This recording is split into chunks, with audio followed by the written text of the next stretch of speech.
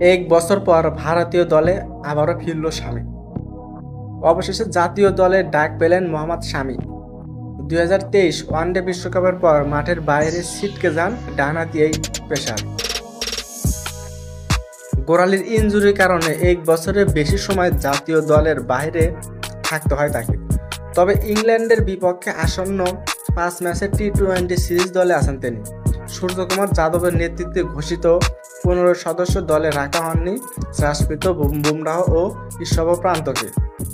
এছাড়া সবশেষ দক্ষিণ আফ্রিকা সিরিজের দলে থাকা রমনদীপ সিং, জিতেশ শর্মা, আরএস যতোষ দয়াল ও বিজয় কুমার বৈশাখও বাদ পড়েছেন, যাদের পরিবর্তে দলে ফেরানো হয়েছে নীতিশ রেড্ডি, হার্দিক রানা, ধ্রুব জুরেল ও ওয়াশিং সুন্দর।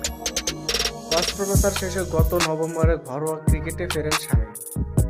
সদ্য সমাপ্ত বর্ডার গাভাস্কার ট্রফিতে তার দলে ঢোকার সম্ভাবনা নিয়ে আলোচনা হয়েছে প্রচুর, কিন্তু সব শেষ পর্যন্ত আর ফেরাই হয়নি তাকে। ইনজুরি কাটিয়ে ফিরলেও ছন্দ হারাননি তিনি। সৈয়দ মুশতাক আলী ট্রফিতে বাংলার হয়ে 9 ম্যাচে খেলে 11 উইকেট নেন ডানহাতি এই পেসার।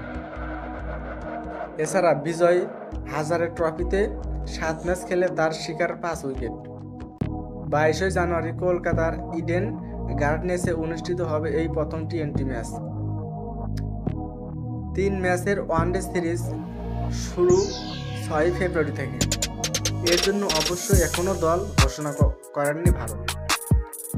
ভারতের টি-20 স্কোয়াড: সূর্যকুমার যাদব অধিনায়ক, সঞ্জু স্যামসন, অভিষেক শর্মা, তিলক ভার্মা, নীতিশ রেড্ডি, মোহাম্মদ শামি, অর্শদীপ সিং, হার্দিক রানা, ধ্রুব জুরেল, রিঙ্কু সিং, হার্দিক পান্ডিয়া, অক্ষর প্যাটেল সহ অধিনায়ক